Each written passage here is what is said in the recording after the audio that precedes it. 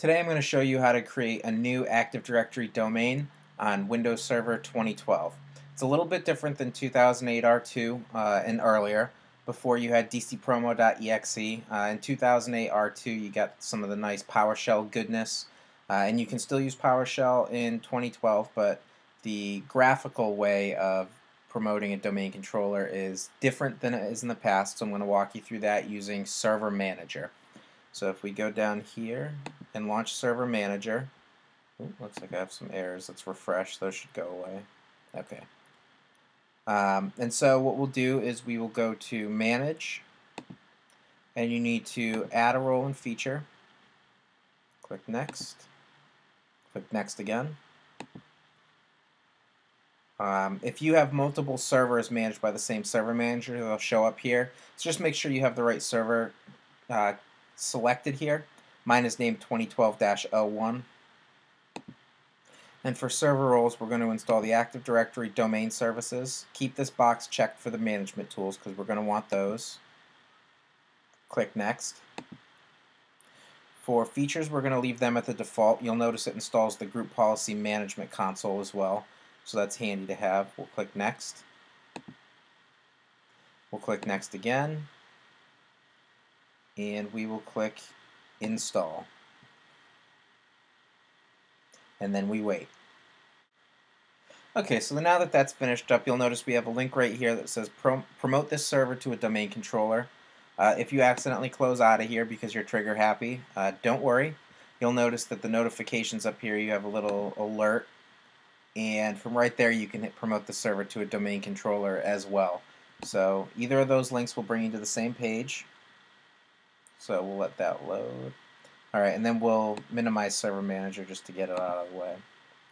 So we want to add a new forest because this is an entirely new forest. And the name that I'm going to choose is corp.mdmera.com. And you'll notice that my website is mdmera.com. I'm not using the same domain internally as externally. That's against Microsoft's best practices and will cause some DNS issues for your internal users, and it just kind of creates a larger headache than you need to. I've also blogged a bunch of times about why you shouldn't use .local, .corp, .lan, or any of those other made-up TLDs, so avoid that as well. You should use an unused subdomain of your public DNS namespace. So if you have company.com, you should use corp.company.com if that subdomain is not currently in use. So we'll click Next. Okay, and that did take a minute or two to pop up here, so if yours is on a gray screen, just let it sit for a minute or two. I did some video editing here to kind of cut down on the wait time. So you're going to want to fill in a DSRM password here. What that's going to do is if you need to restore your Active Directory for whatever reason, if you accidentally deleted some objects and you didn't realize it till after they got left out of the Active Directory recycle bin, or just for whatever reason you need to go into DSRM mode. So just use a password that you're going to remember, and when you promote more than one domain controller, the DSRM passwords can be different for each one, so make sure they're documented. Also, since this is the first domain controller in our domain, we must install DNS on it, and it's a good idea to run DNS on all of your domain controllers anyway, unless you have a really compelling reason not to. And the global catalog, it has to be a global catalog. Again, it's the first domain controller in the domain. The forest functional level, we'll leave at 2012. Same with the domain functional level. You might need to adjust these if you are going to install domain controllers that are older than 2012 for whatever reason. Your domain functional level determines the version of domain controllers that can be installed in this domain. So when you have it set to 2012, that means that you're locked into 2012 domain controllers. You do get some more features that way, and that's sort of the trade-off. So I always go with the highest possible, and since this is brand new, we're not doing anything older than 2012. So we'll click Next. And we're going to get an error here about a delegation to the parent zone. In most cases, you'll want to create a delegation to your parent DNS zone unless you don't control that DNS server. For example, it's third party, so it's kind of a split Horizon DNS, then you can do some forwarders. You can manually create the delegation. Either way, for me, it doesn't matter. I don't need to create the delegation, but you probably should if you're in doubt. And so for this step, the NetBIOS domain name is what a user logs in with, essentially, when they're doing domain/username. The domain part in the beginning is the NetBIOS name of the domain. So I don't want to do corp, and this is the only time you get to change it without doing a domain rename, so make sure you don't miss the screen. I want them to log in as mdmara/ whatever. You know, in your case, if you're doing corp.company.com, you could change this to company, so they're logging in as, you know, company/ whatever, you know, so that they're logging in with your company name. It's just easier on people's eyes. Executives don't complain about it, so we'll want to take care of that. Click Next.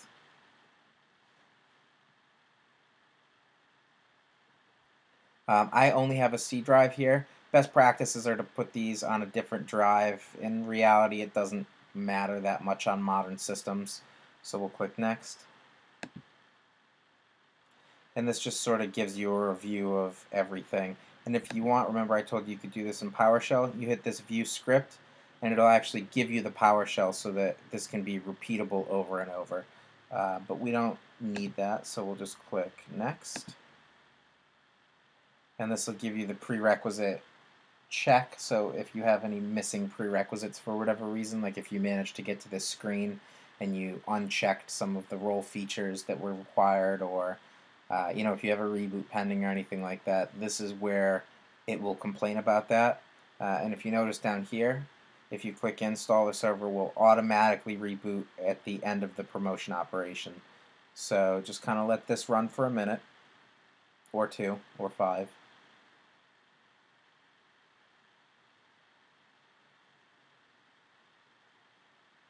Okay, and you'll see that there are a few errors, well, not errors, I'm sorry, warnings.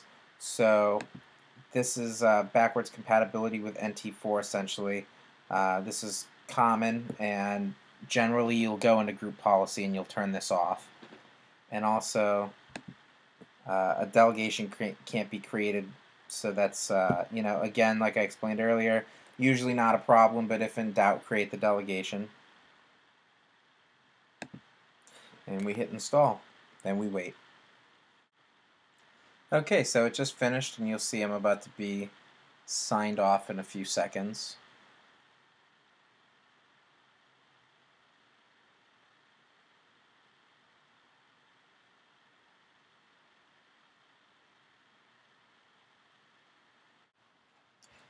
Okay, so now you see that we're back up. That took probably about 5 or 6 minutes to reboot and get all set back up. So when we go to log in, you'll notice the local administrator account that we were using before is now a domain account. There are no local accounts on domain controllers, the only exception being the directory service restore mode account, which is a special case.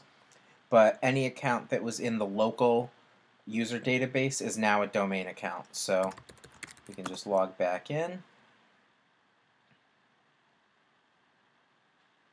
And you'll see Server Manager will start back up automatically.